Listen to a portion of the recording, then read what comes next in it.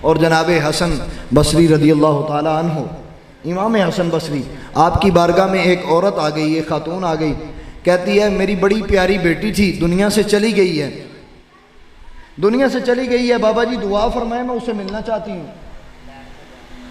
تو بابا جی فرمانے لگے جا کے عشاء کی نماز پڑھ، 4 رکعت نفل پڑھنے ہیں، اور ہر رکعت میں سورہ فاتحہ کے بعد سورہ تکاثر پڑھنی ہے 4 دفعہ، اور اس کے بعد سوتے وقت تک درود پڑھنا ہے۔ مائی بڑی عقیدت مند تھی، گھر گئی، جو عمل بابا جی نے بتایا تھا وہ عمل کیا۔ عمل کرنے کے بعد رات کو سوئی تو کیا دیکھتی ہے، بیٹی کو دیکھا کہ بیٹی نے تارکول کا لباس پہنا ہوا ہے، اور پاؤں میں آگ کی بیڑیاں، ہاتھوں میں لوہے کی زنجیریاں، اور عذاب قبر میں ملتمس ہے، جکڑی ہوئی ہے۔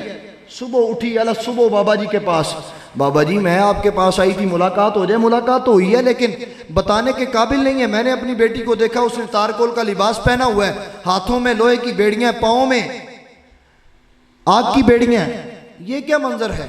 تو بابا جی فرمانے لگے جا کے اپنی بیٹی کی طرف سے صدقہ کر اور درود پڑھ، اللہ فضل فرمائے گا۔ جا کے صدقہ کیا، درود پڑھا۔ اگلے دن امام حسن بصری رضی اللہ تعالیٰ عنہ کی خواب میں ایک دوشیزہ خاتون آتی ہے جو کہ جنت کے محلات میں ٹہر رہی ہے، اور نور کا منبر لگا ہوا ہے، بیٹھی ہوئی ہے۔ اور بابا جی نے جب دیکھا تو بابا جی کی طرف دیکھ کے کہتی بابا جی مجھے پہچانا ہے؟ بابا جی کہنے لگے میں نے تجھے نہیں پہچانا۔ تو بابا جی سے کہتی ہے خود ہی میری ماں کو کہا تھا کہ درود پڑھ اللہ فضل فرمائے گا، اور خود ہی پہچانتے نہیں ہیں، خود ہی پہچانتے نہیں ہیں۔ بابا جی سے کہنے لگی خود ہی پہچانتے نہیں ہیں۔ تو بابا جی کہنے لگے تجھے یہ عزت، یہ رفعت، یہ بلندی، یہ مقام، یہ مرتبہ، یہ سٹیٹس کہاں سے ملا؟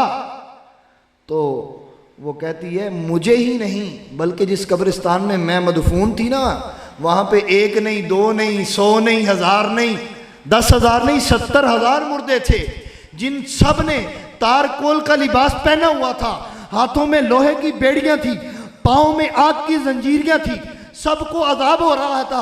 ایک نورانی شکل والے بابا جی، سونی زلفوں والے بابا جی قبرستان کے قریب سے گزرے ہیں، انہوں نے ایک مرتبہ وہ دہا کے مکھڑے والے، وہ لیل کی زلفوں والے، حامین کے کنڈلوں والے آقا کی بارگاہ میں جھوم کر درود پڑھا ہے، رب نے 70,000 کو یہی مقام دے دیا ہے، یہی مقام دے دیا ہے۔